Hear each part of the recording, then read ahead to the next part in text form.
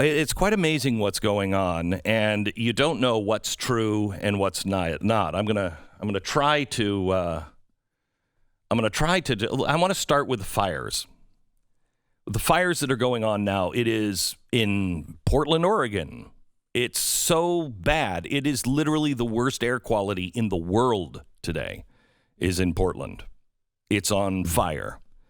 Now, there are those people that are saying, "Oh, this, you know what this is? This is coordinated attacks." Okay, all right.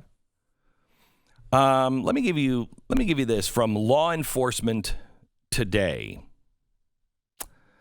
The Ashland, Oregon police chief weighed in on the Oregonian. The one thing I can say is that the rumor that these fires are set by Antifa is 100% false information. We have some leads, but none of it points into that direction.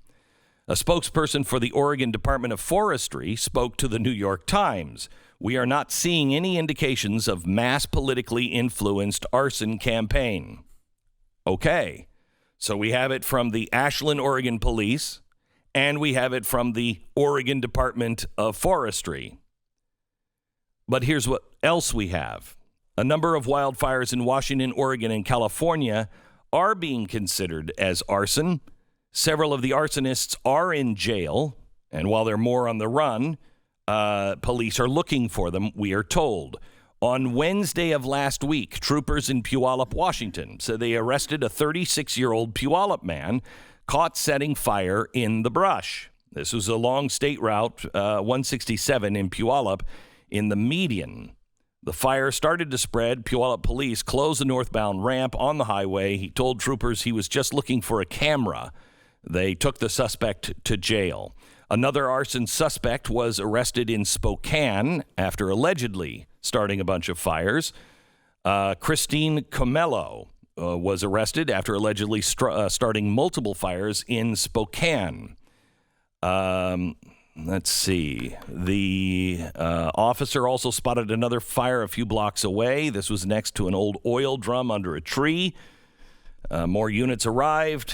They detained Comello. She originally lied about her name, but she was wanted on a warrant for something else. So she is in custody. She has been booked for second-degree arson. Federal law enforcement source told lawenforcementtoday.com that the feds are looking into whether some of the cases are linked together and warned there could be more attacks.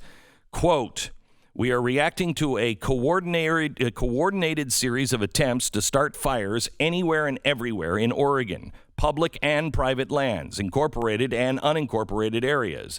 By all indications so far, in the preliminary stages of these investigations, there is a coordinated effort on the part of these individuals to start fires in areas that are the least protected and most vulnerable, then slowly working their way into more populated areas and neighborhoods. Please take this information as an advisory for your own account and welfare, and please act in good faith with due diligence to plan accordingly for your safety and the well-being of your community." Okay, that's from federal law enforcement. And we know we have the arrests, and we've seen the video of the arrest. So who do you trust?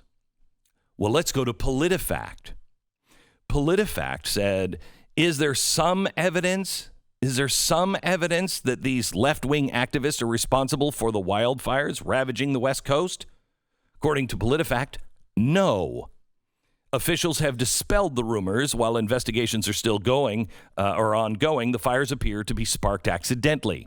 First, says PolitiFact, Antifa stands for anti-fascists. It's not a singular group, but rather a broad coalition of activists, including communists, anarchists, and socialists, that have been around for decades.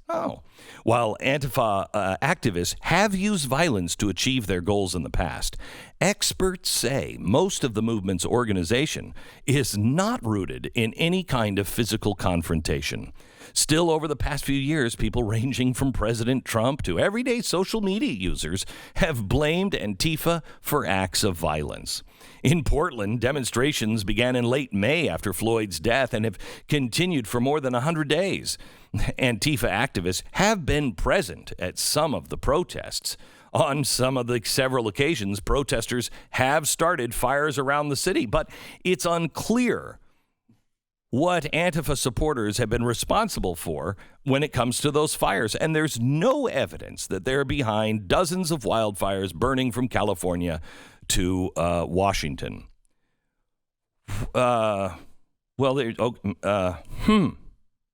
We do know that the El Dorado fire was brought on by something that was doing a gender reveal, which has got to be proud. We do know that several of the fires were started by lightning strikes. A power line was downed in Washington state and in Oregon, but there's nothing to any of these arrests at all.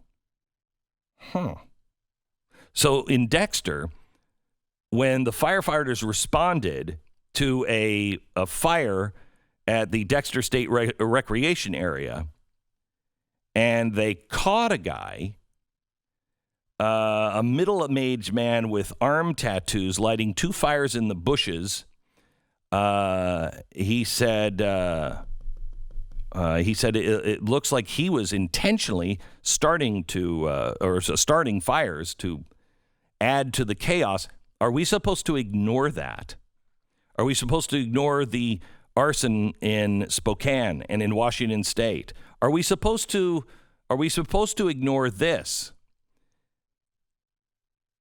They arrested a woman, charged her with arson in California near Baronda on Highway 101. She was accused of intentionally starting fires. Now, what's the update there? And who do we trust? How about Trooper Ryan Burke on Twitter that said Trooper Moorfield caught a pedestrian who was lighting matches in the grass. A citizen observed and alerted 911 after a short foot chase.